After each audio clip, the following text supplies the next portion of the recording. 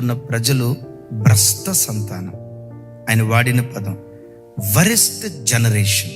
ఎంత వరెస్ట్ అంటే, లోతు కాలంలో జరిగిన పాపాన్ని మన కళ్ళతో చూడలేదు, కానీ ఆ కార్యాల కంటే భయంకరమైన కార్యాలు నేటి దినాల్లో జరుగుతున్నాయి లోకంలో జరగటమే కాదు, ఆయన చెప్పిన మాట, లోకంలో జరగటమే కాదు, లోకంలో జరిగే దౌర్భాగ్యపు కార్యక్రమాలు సంఘంలో కూడా వచ్చాయి, సంఘంలో కూడా జొరబడ్డాయి, సంఘాల్లో కూడా ప్రజలు విచ్చలవిడితనానికి అలవాటు పడ్డారు. కారణం ఏంటంటే, ప్రతిదానికి గ్రేస్, కృప కృప కృప. కృప ఏం చేసిందో తెలుసా? గతంలో మనం చేసిన పాపాలు క్షమించింది, ఇప్పుడు మనం చేస్తున్న పాపాలు క్షమిస్తుంది, భవిష్యత్తులో చేయబోయే పాపాలు కూడా క్షమిస్తుంది. ఒక్కసారి ఆయన రక్తంతో కడగబడిన తర్వాత ఎన్ని పాపాలు చేసినా మన మీద శిక్ష ఉండదో. ఆయన రక్తంతో కడగబడ్డాం, ఏం చేసినా పర్వాలేదని వాళ్ళు చెప్తూ ఈరోజు సంఘాల్లో ఏమి నేర్పుతున్నారంటే, దైవ భయం నేర్పట్లా.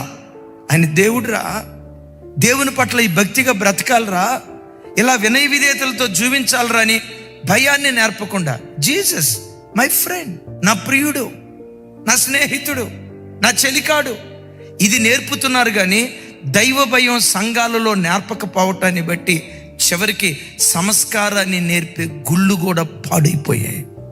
చూసారా ఎందుకు ఈ మూడు పాడైపోయినాయి? అతలియా యొక్క ఆత్మ సంఘాలలో, కుటుంబాల్లో పనిచేసి వ్యవస్థలన్నీ పాడు చేస్తున్నాయి. ఇలాంటప్పుడు సంఘం ఏం చేయాలి? ప్రతి యాజకుడు గుర్రపు గొమ్ము యొద్ద ఇల్లు కట్టుకొని ప్రతి క్షణం అతలియా ఆత్మతో పోరాడేటువంటి వాడై ఉండాలి.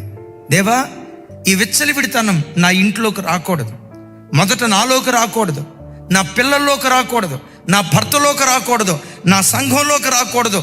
ప్రతి క్షణం వాక్యం అనే కత్తి పట్టుకొని, ప్రార్థన అనే ఆయుధాన్ని పట్టుకొని ఆ అతలి ఆత్మతో అనుక్షణం నేను పోరాడతానయ్యని ఏ సంఘం అయితే పోరాడుతుందో ఆ సంఘం పెండ్లి కుమార్తెగా దేవుని రాకడకు సిద్ధపడే భాగ్యం దేవుడు అనుగ్రహిస్తాడు.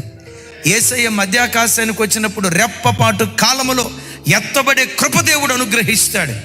అలా కాకుండా పిల్లలు ఏం చేసినా చూసి చూడనట్లుగా వెళ్ళి అత్తలియా లాంటి చెడ్డ తల్లిగా నువ్వు బ్రతికితే, చెడ్డ తండ్రిగా నువ్వు జీవిస్తే, కొంచెం ఘాటుగా చెప్తా, ఆ చెడిపోయిన తల్లివి నీవైతే, ఆ చెడిపోయిన తండ్రివి నీవైతే ఎమాన్యుయల్ సంఘానికి రావచ్చు, సంఘంలో కూర్చోవచ్చు, వాక్యం వినొచ్చు, సంఘంలో ప్రవేశం ఉంటుందేమో కానీ పరలోకంలో వట్టి వాడికి పొరపాటున ప్రవేశం ఉండదు. దేవుని వాక్యం ఘంటాపదంగా చెప్పు.